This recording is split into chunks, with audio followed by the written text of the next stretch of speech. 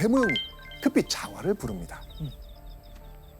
장화는 아버지가 깊은 밤 왜 나를 찾으실까? 의아해하면서 아버지한테 가죠.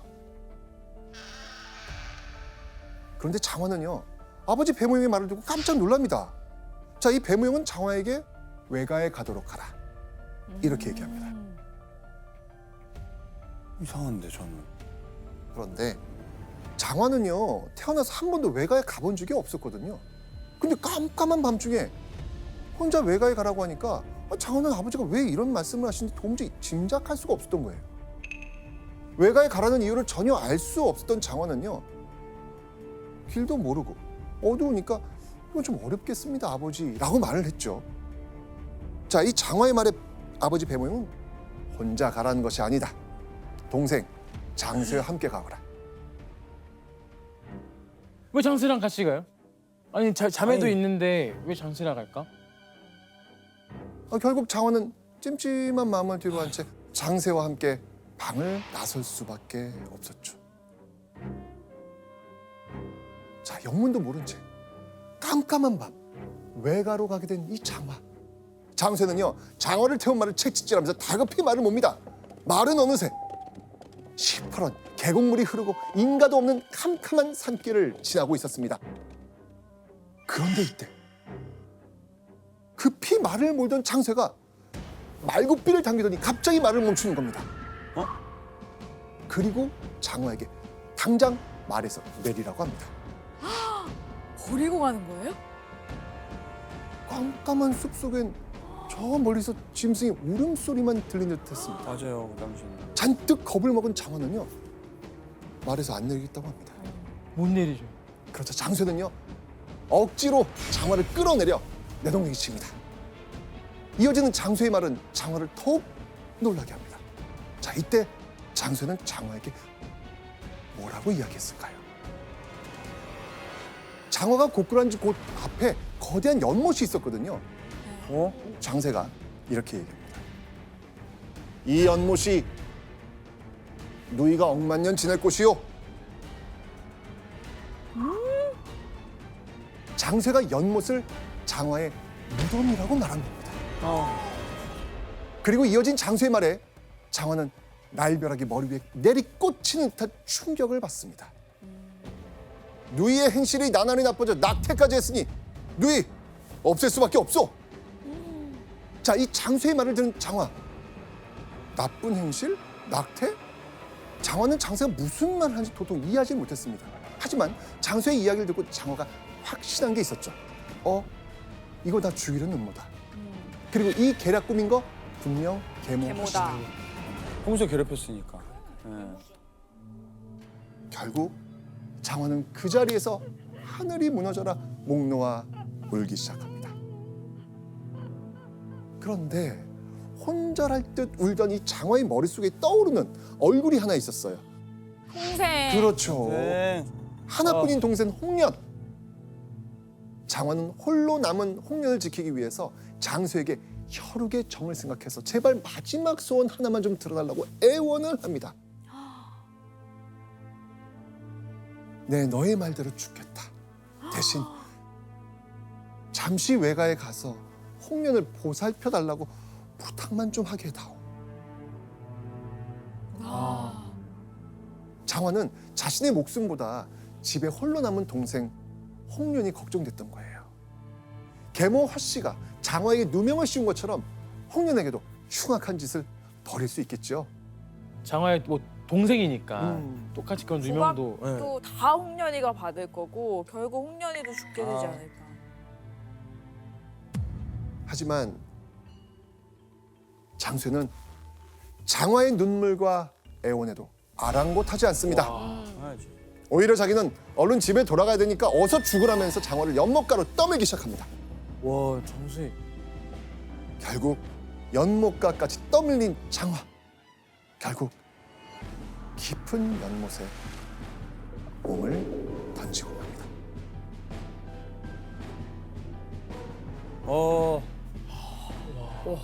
화난다. 아니 근데 이게 실화라는 게 진짜 들을수록 안 믿겨요. 그러니까.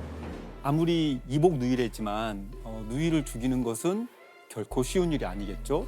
하지만 여성의 성적 순결을 강조했던 조선시대에는 성적으로 문란한 여성을 가문의 수치로 여겨서 죽이는 경우도 있었습니다. 따라서 장쇠는 성적으로 문란한 누이를 죽여야 마땅하다고 생각했을 것입니다. 장화가 장쇠에게 떠밀려 연못에 빠진 다음 날 집에 돌아온 장쇠 때문에 배 모양의 집이 발칵 뒤집혀집니다. 오? 계모의 비명이 단말마처럼 담장을 넘어섭니다. 장쇠가 호랑이한테 물려가지고 피투성이가 되어 돌아온 거예요. 심지어는요, 한쪽 팔과 다리 이 두 개를 뜯긴 채 아주 처참한 몰골이었던 것이죠. 엄청 크게 다친 거네요. 자, 그래서 장쇠를 본 허씨는 그때 단말마 같은 비명을 지른 것이고 다급히 의원을 불러가지고 겨우 목숨을 건질 수 있었습니다. 어이구 자기 아들은 그 의원 부르고 그날 피고. 어휴 진짜. 자, 한편 이 살아 돌아온 장쇠를 남몰래 보면서 애가 타들어가는 인물이 있었겠죠. 누가 있었겠습니까? 네, 맞습니다. 홍련. 다들 장쇠에게 정신이 팔려 누구도 장쇠와 함께 길을 떠난 장화를 찾질 않는 거예요. 홍련의 머릿속은 온통 언니 장화에 대한 걱정으로 가득 차 있었죠. 외가인 무사히 도착했을까? 설마 우리 언니도 호랑이한테 습격당한 건 아닐까? 홍련은요, 당장 장쇠에게 장화의 행적을 묻고 싶었지만요, 그러질 못해요. 계모 허씨가 장쇠는 절대 안정이 필요하다면서 누구도 장쇠 근처에 오지 못하게 했거든요. 그러던 어느 날 이 홍련에게 기회가 옵니다. 계모가 아픈 장쇠를 좀 외출을 한 거예요. 그 틈을 타서 홍련은요, 장쇠에게 언니의 행방을 묻습니다. 그리고 장쇠의 이야기를 듣고 세상이 뒤집히는 충격을 받죠. 장화가 낙태해서 가문의 명예를 더럽혔기 때문에 연못에 빠져 죽었다. 그대로 얘기하는. 가문의 영광이 참. 언니가 세상을 떠났다는 사실에 이 홍련은 황망함을 감추지 못합니다. 심지어 언니가 낙태를 했다는 이야기를 듣고 어안이 벙벙해지죠. 홍련은 늘 장화와 지금 함께 있잖아요. 아니 그러면 장화의 몸에 변화가 있었다면 홍련 맞아요. 모를까요? 대번에 알 수 있겠죠. 거의 온 집이 아는 그럼요. 건데. 게다가요, 홍련은요, 장쇠의 입에서 장화를 연못에 빠뜨려 죽이라고 사주한 사람이 있다는 이야기를 듣게 됩니다. 그 사람의 정체를 알게 된 홍련은 정신을 잃을 뻔했죠. 계모죠. 허씨. 허씨. 계모 허씨. 아닙니다. 어? 바로 장화와 홍련의 아버지 배모영이었습니다. 아. 다른 사람도 아닌 아버지가 언니의 죽음을 사주했다는 이 충격적인 사실. 너무 화가 났을 것 같아요. 아 아빠가 진짜 제일 악인인데요. 제가 봤을 때. 충격. 사건의 진상을 알게 된 홍련은요, 당장 언니의 억울한 죽음을 알려야겠다고 생각을 합니다. 그런데 홍련이 도움을 청할 곳이 아무도 없었어요. 여성이 집 밖에 나서는 것을 금기시했던 조선의 현실을 생각을 하면 딸이 아버지를 고발하는 것은 부담스러운 일이었죠. 왜 그러냐면은 고존장에 대한 법이라고 해서 자식이 부모를 고발한다거나 노비가 주인을 고발하는 것은 영모가 아닌 이상은 법으로 처벌되었습니다. 결국 이 세상 어디에도 홍련이 마음을 붙일 곳은 없었습니다. 그런데 그렇게 시리에 빠져 있는 홍련에게 놀라운 일이 벌어집니다. 어디선가 파랑새가 뽀르르르르르 날아오더니요, 홍련의 주변을 맴도는 거예요. 장화다 장화. 그리고 이 파랑새에게 묘한 기운을 느낀 홍련은요, 이 파랑새를 따라 나섭니다. 자, 그러자 홍련 앞에 커다란 연못이 나타납니다. 바로 장화가 몸을 던진 그 연못입니다. 장화가 그 언니가 죽은 장소. 죽은. 그리고 홍련이 연못을 발견하자 보안이 벙벙하던 그때 이물로 오. 뛰어들어오너라. 아 아까 나도 내 소원이 정말 그렇다면 이물로 뛰어들어오너라. 오. 홍련이 연못 앞에서 언니 없인 도저히 견딜 수 없다며 눈물을 흘리자 구슬품 울음소리와 함께 홍련을 부르는 여인의 목소리가 들려온 겁니다. 홍련은 단번에 그 여인이 언니인 장화라는 걸 알아챘죠. 평생을 함께한 언니 장화는 이미 죽어 세상에 없었고 집에는 장화를 죽이도록 사주한 아버지와 몇 년 동안이나 자신을 괴롭힌 계모가 있었습니다. 이런 상황 속에서 홍련이 다시 집으로 돌아가고 싶었을까요? 아니요. 아니죠. 결국 홍련은 결코 해선 안 될 선택을 하고 맙니다. 홍련은 언니의 목소리를 따라 연못 깊숙이 몸을 던집니다.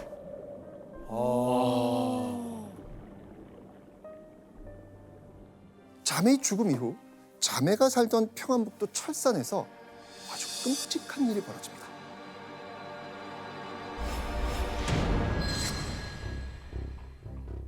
철산 지역을 다스리던 철산의 부사, 이게 사또가 되겠죠. 네. 이 철산의 부사가 하루아침에 변사체로 발견된 겁니다. 변사치? 변사체. 오. 뭐지? 철산 관청에서는요, 뭐 불철주야 수색을 펼쳤지만 범인을 찾을 수 없었습니다. 왜냐하면 누군가 방에 침입한 흔적도 없고. 살해당한 흔적도 없었거든요. 아. 그런데 철산 사람들을 더욱 두려움에 떨게 만든 건 이후부터입니다.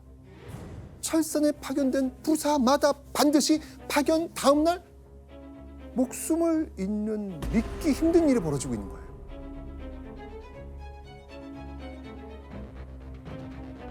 부사들이 줄줄이 죽어나간 기간만 무려 5년. 와. 이건 이건 진짜 미스테리한데요? 이런 끔찍한 일이 지금 철산에서 계속 벌어지고 있는데 이곳 철산에 오겠다는 부사, 사또 있을까요? 없죠. 아무도 없죠. 나 제발 거기만 안 가게 달라고. 결국 활기찼던 마을은 불과 5년 만에 유령 도시처럼 변하고 말았죠. 아. 그런데 어느 날 그 누구도 오고 싶어 하지 않던 철산에 떡하니 부사로 임명된 인물이 있었습니다. 바로 이 사람. 인품이 강직하고 지혜로운 인물로 조정 관리들의 심임을 받던 정동호. 철산에서 벌어지는 이 연쇄 의문사의 비밀을 알아내기 위해서 정동호는 밤을 새우기로 마음먹습니다. 자지 않겠다는 거죠. 살겠다는 의지로. 하루라도 넘겨야 되는데. 어느덧 해가 지고요. 칠흑같이 어두운 밤이 찾아옵니다. 그런데 갑자기 호롱불만 일렁이던 방 안에 희뿌연 연기가 차오르고 서늘한 냉기가 느껴지기 시작합니다. 오, 왔다. 이상한 기운에 이 정동호의 등골이 오싹해집니다. 그런데 그때 방 안에 모든 불이 휙 꺼지고요. 문이 스르르르 열리더니 누군가 방 안으로 들어오는 겁니다. 정동호의 눈앞으로 소리 없이 미끄러지듯 다가온 이는 바로 붉은 치마를 입은 창백한 얼굴의 처녀 귀신이었습니다. 아. 자, 이 눈앞에 귀신이 나타난 이 믿을 수 없는 상황. 정동호 됐을까요? 말을 입이 안 떼졌을 것 같은데요? 벌벌 떨면서 막 했을 것 같아. 정동호는 너무 놀라 정신이 아뜩해질 뻔했지만요. 정신을 바짝 차리고 말합니다. 무슨 일로 나를 찾아왔는지 자세히 말해보거라. 정동호의 말에 귀신은 갑자기 다소곳이 절을 하더니 이렇게 말합니다. 저는 배모용의 딸 홍련이옵니다. 정동호를 찾아온 귀신의 정체는 바로 홍련이었습니다. 그런데 홍련이 철산 부사를 찾아온 건 이번이 처음이었을까요? 아니면 그 올 아니죠. 때마다 그때 찾아왔던 것 같은데. 네, 맞습니다. 홍련은 자신과 언니의 억울한 죽음을 알리기 위해 5년째 이렇게 밤마다 부사를 찾아왔던 겁니다. 그런데 만나는 부사마다 홍련을 보고 너무 놀라 까무라쳐 목숨을 잃었던 거죠. 홍련은 유일하게 자신을 보고 기절하지 않은 부사 정동호에게 그간의 사연을 털어놨습니다. 언니 장화가 계모의 모함으로 억울하게 목숨을 잃은 일, 그리고 홍련이 스스로 목숨을 끊게 된 일, 이 모든 일을 다 이야기했죠. 정동호는 밤새 홍련의 이야기를 귀 기울여 들었습니다. 그리고 어느덧 동이틀 무렵이 되자 눈앞에서 대화하던 홍련이 연기처럼 휙 하고 사라져버립니다. 그야말로 귀신이 곡할 노릇이었습니다. 다음 날 아침 부사 정동호가 방문을 열고 걸어나오자 관청 사람들은 소스라치게 놀랍니다. 왜였을까요? 살아있잖아요. 그렇죠. 관청 사람들은 이전 부사들처럼 정동호가 죽을 줄 알고 장례 준비를 이미 하고 있었거든요. 오. 관도 다 준비되어 있고 사람들이 믿을 수 없다는 듯 눈만 끔벅끔벅하면 놀라고 있을 때 정동호는 급히 이방을 불러 질문을 던집니다. 정동호가 던진 질문을 들은 이방 깜짝 놀랍니다. 이 마을에 배무용이라는 자가 있느냐? 깜짝 놀란 이방은 배무용? 배무용은 과거 철산 좌수를 일했던 인물이고 지금도 이곳 철산에 살고 있습니다. 이방의 말을 들은 정동호, 귀신의 말이 맞구나. 다 많은 얘기였어. 정동호는요 당장 배무용과 계모를 잡아들이라 라는 명령을 내립니다. 어우.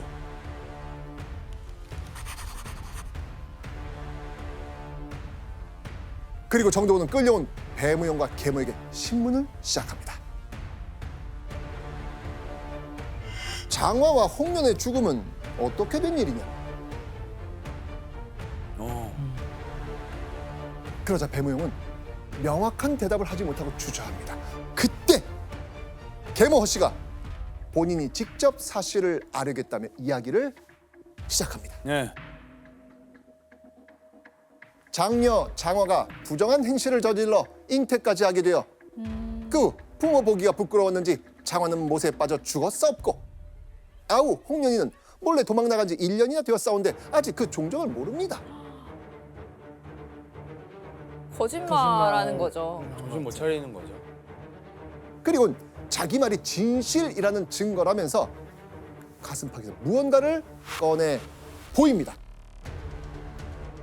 바로 장화가 낙태했다는 문제의 핏덩이. 처음 발견됐을 땐 핏덩이였지만 시간이 흘러 핏덩이 이제 바싹 말라 있었겠죠. 계모는 바싹 마른 문제의 핏덩이를 진실의 증거라면서 만약 자기의 말이 거짓말이면 곤장 맞아 죽겠다 라고 큰 소리까지 칩니다. 당장 바싹 마른 핏덩이에 배를 가르라고 명령합니다. 배를 갈라요? 그런데 현장에 있던 사람들은요 모두 깜짝 놀라 경악을 금치 못합니다. 보시죠. 나졸들이 달려들어 반으로 가르니 속에 쥐똥이 가득했다. 바싹 마른 핏덩이의 뱃속에서 쥐똥이 와르르르 쏟아진 겁니다. 계모가 가져왔던 그 낙태물은 사실 쥐의 가죽을 벗기고 피를 발라 만든 가짜였던 것이죠. 와. 계모 씨는 곧장 한양으로 보내집니다. 왜였을까요? 그러니까 철산 부사 연쇄 의문사 사건의 진상을 모두 알게 된 왕이 자신이 직접 계모 허 씨를 처벌하겠다면서 한양으로 보내라고 명령을 한 겁니다. 와. 오. 더 커졌네요, 일이. 그렇죠. 아, 조국이 달려. 계모 씨에겐 가장 참혹한 벌이 내려집니다. 바로 능지처참. 왕은 계모 허 씨의 찢어진 사지육신을 팔도로 보내서 다시는 이런 일이 생기지 않도록 백성들의 경계로 삼게 합니다. 와.